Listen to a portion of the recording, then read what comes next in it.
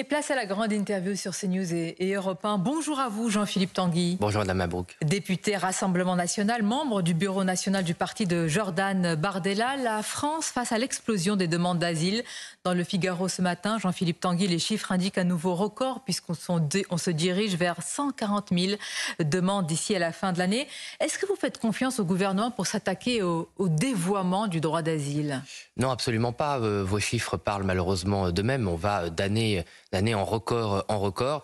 Si vous enlevez 2020, l'année du triste Covid, en fait, ce gouvernement n'a connu qu'une hausse des admissions de l'immigration légale ou des demandes d'asile qui, même quand elles sont déboutées, malheureusement, les personnes ne sont pas expulsées de notre territoire. Donc, il n'y a plus aucune différence en France, mais c'est malheureusement ancien, entre les personnes qui ont le droit d'être chez nous et que nous acceptons, des personnes qui n'ont pas le droit d'être chez nous et qui n'auraient jamais dû être chez nous, et les gens qui pensaient pouvoir être chez nous et qui ne devraient pas l'être et qui devraient être expulsés. Donc il n'y a plus de différence entre le légal et l'illégal, entre le légitime et l'illégitime, et que ce soit pour les Françaises ou les Français, pour les étrangers en situation irrégulière, qui ont rempli et respecté nos lois, il n'y a plus d'ordre et donc il n'y a pas de justice dans le traitement de l'immigration. Mais depuis la récente fièvre migratoire à Lampedusa, Emmanuel Macron et Giorgia Meloni parlent d'une même voix pour trouver une solution européenne. Vous êtes d'accord pour dire que la solution passe par l'Europe?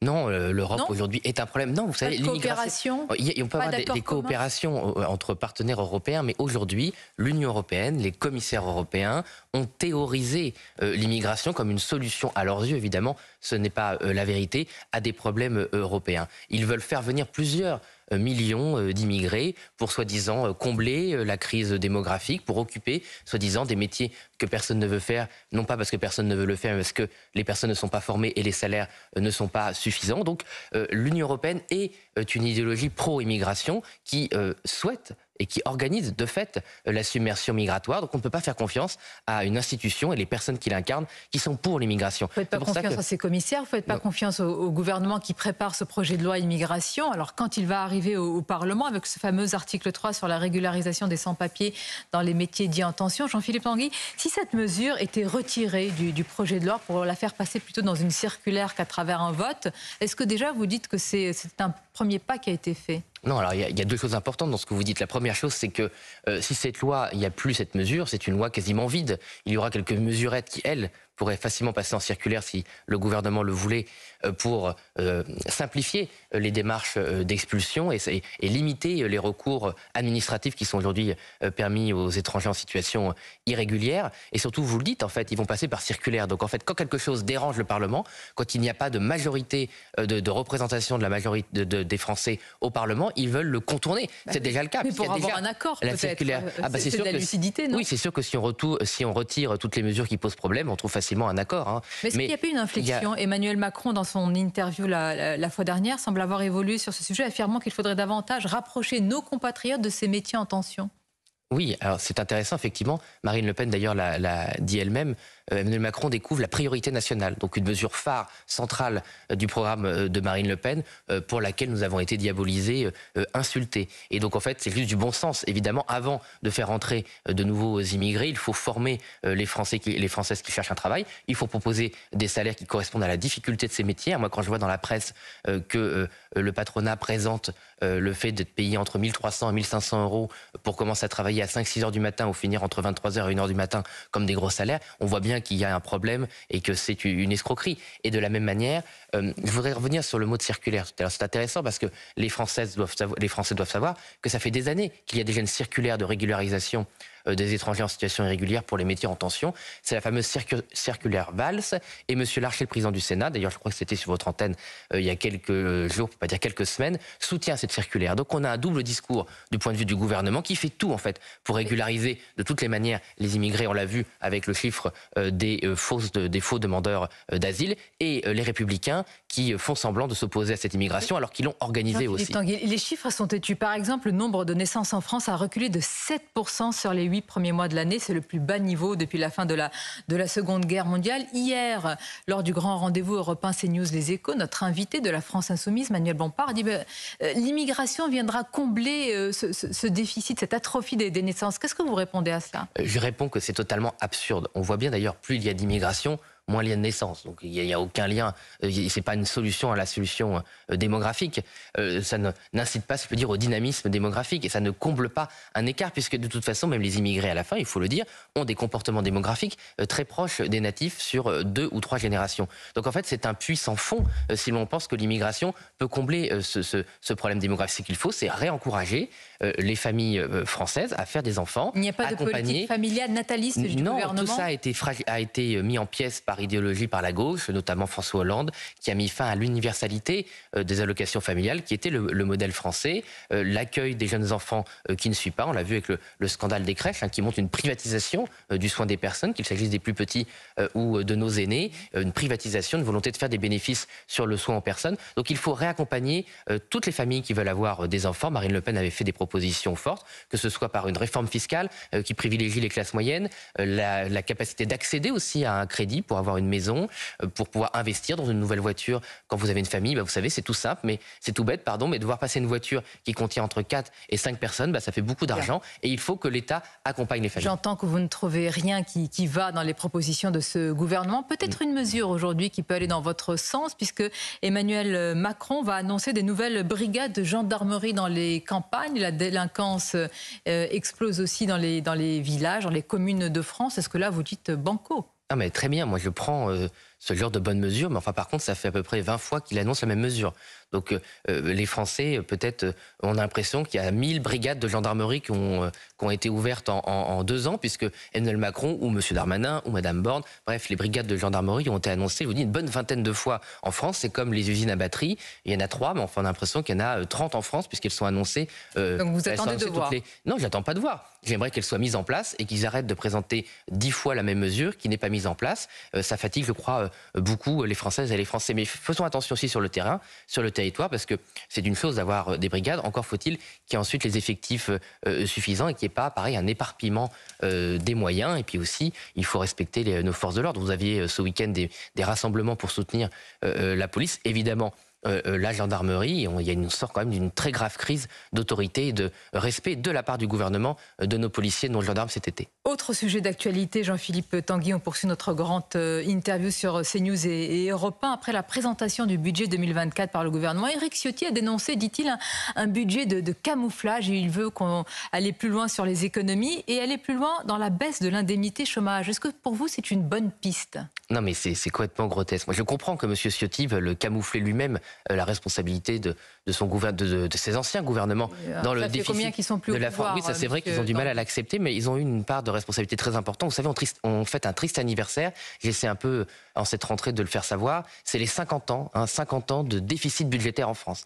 Ça fait 50 budgets qu'on n'a pas eu ni un budget à l'équilibre, ni un budget excédentaire. Que ce soit les centristes, la gauche et l'ancienne UMP, ils ont tous mis nos finances publiques en catastrophe. Savoir ce qu'on veut. Une partie de la classe politique dénonce un budget de l'austérité. La NUPES, non mais la NUPES, si vous voulez, on a plus de 45% du PIB en impôts, plus de 50% du PIB en dépenses. C'est pas l'austérité, ce sont des mauvaises dépenses. On ne sait plus tenir les dépenses en France. On éparpille les moyens. Il y a une bureaucratie des normes qui coûte une fortune. On donne de l'argent à tout le monde, sauf aux classes moyennes. Et il y a une grave. Vous dites que l'État ne fait rien face à l'inflation, parce que vous parlez des classes. Ah non, mais c'est pire. C'est-à-dire qu'en fait, l'État a nourri l'inflation en dépensant près de 100 milliards. Mais ce sont que des dépenses, si vous voulez, qui nourrissent l'inflation. La politique des chèques fait croire aux acteurs économiques qu'on peut augmenter les prix et donc ça nourrit l'inflation. C'est complètement stupide. Ce qu'il fallait faire, ça coûtait rien. Baisser la TVA pour vous. C'était casser la dynamique d'inflation en baissant les prix structurellement. D'une part, avec le marché européen de l'électricité, qui n'aurait coûté rien aux Français. Ça a coûté des dizaines de milliards d'euros pour payer des marges qui n'avaient pas lieu d'être et un système de prix complètement stupide. On pouvait très bien réguler le prix de l'électricité et ensuite baisser structurellement la TVA. Ça envoyait un signal au marché de baisser les prix. Vous proposez une baisse de la TVA sur l'essence, mais le Conseil, par exemple, des prélèvements obligatoires, qui est un organisme rattaché à la Cour des comptes. Monsieur Moscovici, dont on connaît la neutralité et la Cour des comptes, ce n'est pas sérieux. Non, mais il y a ces deux choses différentes. Si ça va dans votre sens, ça va le devenir. Monsieur Moscovici, si vous voulez, a un passif lui-même. Je rappelle que dans les derniers gouvernements socialistes, oui, mais il faut quand même le dire, je rappelle que c'était lui qui avait atteint le premier record d'impôt sur les Français et les classes moyennes. En tous les cas, ce Conseil des prélèvements obligatoires, qui a fait une étude notamment sur votre proposition de baisse de la TVA, affirme qu'elle n'est ni efficace ni équitable. Donc ça va coûter cher à l'État et en fait, cette baisse va être captée par les entreprises. À quoi ça va servir ? Ça va servir à donner tort à monsieur Moscovici et à tous toutes ces personnes qui ont fait de la TVA l'impôt central. Il faut savoir que la TVA aujourd'hui, c'est plus de 200 milliards d'euros qui sont pris sur les Français. Donc c'est presque entre 5 et 10% du PIB, juste dans l'impôt qui est le plus injuste. Vous savez que quand vous lisez la TVA, tout ne revient à l'État. Il y a la sécurité sociale, il y a les collectivités. C'est parce qu'ils ont divisé. C'est toujours pareil. Si, c'est un jackpot pour l'État. Et ensuite, ils s'en sont servis pour combler les trous. Par exemple, la fameuse redevance. On dit aux Français, la redevance a été supprimée. Pas du tout. C'est la TVA et donc la hausse des recettes de TVA qui a absorbé la redevance. Alors avant, c'était quelques personnes qui payaient la redevance. Maintenant, c'est tout le monde qui paye la TVA. Restons sur votre proposition. Oui. Non, mais c'est important parce que quand vous lisez cette note, parce qu'il y a les titres pour faire peur aux Français, cette note dit « Ah bah non, la TVA, c'est l'impôt le plus injuste ». Donc vous avez la moitié de la note qui démontre que l'impôt le plus injuste, et ensuite vous avez le titre qui dit « C'est pas équitable de rendre de la TVA ». Donc c'est complètement absurde. En fait, la TVA, si vous voulez, c'est l'impôt magique d'une caste technocratique qui prend l'argent et qui après fait des chèques pour compenser. Marine Le Pen demande à l'État de restituer la moitié du surplus de recettes engrangées par la TVA à cause de l'inflation. 8 milliards. Le tout via un crédit d'impôt. D'accord, mais 8 milliards, quand on calcule, ça fait quelques dizaines d'euros en fait qui restent dans la poche des Français ensuite. Ah bah non, 8 milliards divisé par le nombre de Français, ça fait 125 € par an par Français. Et donc c'est pour ça que pour une famille, il se trouve que j'ai participé au travail de cette mesure, et donc ça fait 125 € par Français, et on aurait pu compter différemment. Là on a compté par an, et donc ça ferait un chèque de 500 € par famille. Ce serait par exemple avant Noël, on pourrait le donner avant Noël ou au début de l'année. Donc c'est pas du tout négligeable, mais vous savez, les économies, pour financer tout ça, il y en a beaucoup à faire. L'immigration évidemment a un coût énorme, aussi bien sur les aides que nous voulons réserver aux Françaises et aux Français, mais aussi sur le coût structurel de l'immigration. Évidemment, plus vous avez d'immigrés, plus ça a un coût sur le système de santé, l'école, le logement, tous les services publics assurés par la France. Ensuite, la contribution à l'Union européenne. Là, on a encore 22 milliards cette année. L'année prochaine, ce sera 27 milliards d'euros. Donc, vous vous rendez compte, il y a 5 milliards d'euros qui vont... on reçoit aussi de l'argent de l'Union européenne. D'ailleurs, pour la loi de programmation, c'est ce qui a été dit. C'est-à-dire, si elle n'était pas votée, on n'aurait pas eu quelques monnaies sonnantes et trébuchantes. Absolument. Alors déjà, on ne les a pas encore. Mais en plus, si vous voulez, c'est quand même assez particulier. C'est-à-dire qu'on menaçait la France de ne pas toucher l'argent qu'elle finance. Donc on allait commencer, parce qu'on va rembourser 3 milliards d'euros de ce fameux, soi-disant, plan de relance européen qui ne devait rien nous coûter, ça va déjà commencer à coûter 3 milliards d'euros. Et en plus, donc on a failli être menacé de payer de l'argent qu'on n'avait pas reçu. Donc ça, c'est toute l'absurdité du système européen. En tout cas, structurellement, la France, et vous le savez, donne entre 2 tiers et la moitié de plus qu'elle ne reçoit. Donc ce système-là, je n'en veux pas. Je rappelle que ce système permet de financer les délocalisations en Pologne, des autoroutes en Slovaquie pour nos camions, pour des camions qui sont plus conduits par des Français. Donc ça fait maintenant 30 ans que la France finance ses propres délocalisations. Avant l'élargissement de l'Union européenne vers l'Est, la France avait presque toutes ces régions qui avaient un PIB supérieur à la moyenne européenne. Aujourd'hui, il n'y a plus que l'Île-de-France dont le PIB est supérieur à la moyenne européenne. C'est un système d'appauvrissement des Français. Les impôts des Français financent leur propre déclin. Sur le plan politique, Jean-Philippe Tanguy, à droite, les ambitions s'aiguisent, ça ne vous a pas échappé. Laurent Wauquiez, qui était jusque-là en diète médiatique, s'est dit prêt. Ça vous inquiète? Mais prêt à quoi?